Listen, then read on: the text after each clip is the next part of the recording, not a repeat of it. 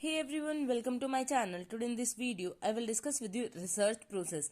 इससे पहले मैं आपके साथ रिसर्च के सारे टाइप शेयर कर चुकी हूँ. उनका लिंक डिस्क्रिप्शन में है. अगर आपको चेक करना है तो आप वहां से चेक कर सकते हैं. तो चलिए स्टार्ट करते हैं कि रिसर्च प्रोसेस होती क्या है. रिसर्च प्रोसेस क्या होती है? जब हम डिस्कवर करते हैं और एनालाइज यानी चेक करते हैं बहुत सारे सिग्निफिकेंट इन्फॉर्मेशन के बारे में किसी भी इशू के लिए, तो जो हमें प्लानिंग करनी पड़ती है उस प्रोसेस को हम क्या बोलते हैं? रिसर्च प्रोसेस बोलते हैं. यानी कि जब हमें कुछ नया जानना होता है, किसी चीज के बारे में इंफॉर्मेशन लेनी होती है, तो उससे रिगार्डिंग जो हम सिस्टमैटिक वे से प्लानिंग करते हैं उस प्लानिंग को हम क्या बोलते हैं? रिसर्च प्रोसेस बोलते हैं. रिसर्च प्रोसेस में क्या है? बहुत सारे अलग अलग स्टेप्स हैं. तो चलिए उन स्टेप्स को डिस्कस करते हैं कि रिसर्च प्रोसेस में क्या क्या स्टेप्स हैं. Number 1 is selecting the research topic. सबसे पहले जो रिसर्चर रिसर्च कर रहा है उसे क्या सिलेक्ट करना पड़ेगा कि उसको किस टॉपिक पे रिसर्च करनी है. देन उसने टॉपिक डिसाइड कर लिया. डिफाइनिंग द रिसर्च प्रॉब्लम, कि अब उसने टॉपिक तो चूज कर लिया, उसमें उसको प्रॉब्लम क्या आ रही है. देन रिसर्च का उसकी मेन ऑब्जेक्टिव क्या है, वो रिसर्च जो कर रहा है उसका मेन मोटिव क्या है. देन उससे रिगार्डिंग वो क्या करेगा? लिटरेचर सर्वे करेगा. देन उसने ऑब्जेक्टिव भी फॉर्म कर लिया और क्या कर लिया? अपने रिसर्च प्रॉब्लम को भी आइडेंटिफाई कर लिया. देन वो क्या करेगा? उसके रिगार्डिंग क्या फॉर्म कर लेगा? अपने हाइपोथेसिस बना लेगा. हाइपोथेसिस का मतलब है अपने व्यूज बना लेगा उस रिसर्च से रिलेटेड. देन क्या करेगा? रिसर्च के लिए एक प्रॉपर सुटेबल डिजाइन चूज करेगा. देन उसके अकॉर्डिंग सैंपल डिजाइन करेगा. सैंपल डिजाइन का मतलब है पॉपुलेशन चूज करेगा, कितनी पॉपुलेशन पे वो करेगा. देन डेटा को कलेक्ट करेगा. देन अपने प्रोजेक्ट जो उसने रिसर्च का टॉपिक चूज किया उसे एग्जीक्यूट करेगा यानी उसे अप्लाई करवाएगा. देन एनालाइज करेगा, उसके बारे में चेक करेगा. देन जो उसने हाइपोथेसिस सोचे थे उसको वो टेस्ट करेगा कि वो एक्चुअल में करेक्ट है या नहीं. देन उसके बाद वो क्या करेगा? उन सबसे डेटा इंटरप्रेट करेगा कि उसने जो रिसर्च टॉपिक चूज किया था वो, और जो एक्चुअल में उसने डेटा इकट्ठा किया है वो, तो क्या वो एक्चुअल में वर्क कर रहा है या नहीं कर रहा. देन वो क्या करेगा? फाइनली अपनी रिपोर्ट को क्या करेगा? प्रिपेयर करेगा. तो चलिए सबसे पहले स्टेप को डिटेल में डिस्कस करते हैं. सबसे पहला स्टेप क्या था? Selecting the research topic.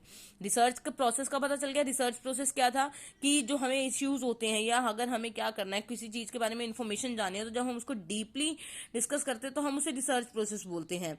अब रिसर्च प्रोसेस में सबसे पहला टॉपिक क्या था? रिसर्च के टॉपिक को सिलेक्ट करना. रिसर्च के टॉपिक को सिलेक्ट करने का क्या होता है, उसमें हमें वे देखना पड़ता है. In order to carry out the research, research को कैरी आउट करना यानी करना इन एन ऑर्डरली, एक ऑर्डर में और कोहेरेंट अच्छे वे से. A sequence of action of steps is needed, एक सीक्वेंस नीडेड है. The foremost work in the direction of selecting a topic for research, और जिसमें सबसे पहला टॉपिक क्या है, सबसे पहला वे क्या है रिसर्च को करने का? रिसर्च का टॉपिक सिलेक्ट करना. रिसर्च के टॉपिक को ध्यान रखते हुए the foremost task is narrow down the potential ones, कि हमें क्या करना पड़ेगा कि जो हमारे पास इश्यूज अवेलेबल हैं उसके रिगार्डिंग हमें क्या करना पड़ेगा? ध्यान रखना पड़ेगा कि हमें किस चीज की रिसर्च करनी है.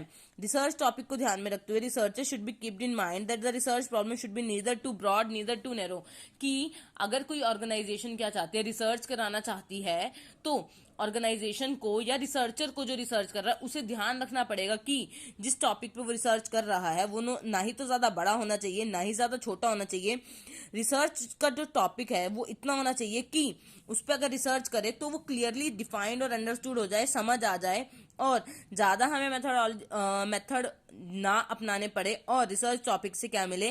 प्रॉपर नॉलेज मिले, और एक रिसर्च की जो रिपोर्ट है वो प्रॉपर टाइम में तैयार हो जाए. जैसे एक रिसर्चर क्या कर रहा है? रिसर्च करना चाहता है टीनेजर्स पे या कॉलेज गोइंग स्टूडेंट्स पे, कि कॉलेज गोइंग स्टूडेंट्स क्या करते हैं कि ऑनलाइन फूड कितना ऑर्डर करते हैं. आज के टाइम में सभी लोग मोस्टली ऑनलाइन फूड ऑर्डर करते हैं.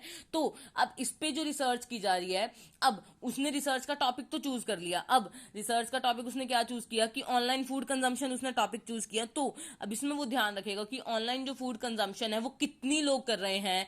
तो ये टॉपिक ध्यान रखते हुए उसको जो अपने रिसर्च करेगा वो ना ही तो ज्यादा छोटी करनी चाहिए कि इतनी भी नहीं होनी चाहिए कि फूड ऑर्डर कर दिया बस ठीक है, कि कितने लोग फूड ऑर्डर कर रहे हैं, तो 1% एक वे हो गया उसको मेजर करने का. अब ना ही ज्यादा बड़ा होना चाहिए, इसको मीडियम साइज रखेंगे कि अपने जो रिसर्च का व्यू है वो मीडियम वे रखेंगे. कैसे कि ऑनलाइन फूड ऑर्डर करते हैं, यस करते हैं. देन आप कौन सी साइट प्रेफर करते हैं, जोमैटो या फिर स्विगी या फिर और जो अलग अलग वेबसाइट्स हैं आप कौन सी से ऑर्डर करते हैं, और नेक्स्ट चीज आप जो ऑर्डर करते हैं वो कितनी रेंज तक का ऑर्डर प्रेफर करते हैं अपने जब ऑनलाइन फूड ऑर्डर करते हैं। अगर आपने ऑर्डर कर दिया देन ये तीसरा टॉपिक हो गया। देन हम जब ऑर्डर करते हैं तो आप किससे पे करना ज्यादा प्रेफर करते हैं, कैश पे करते हैं या कार्ड से पेमेंट करते हैं।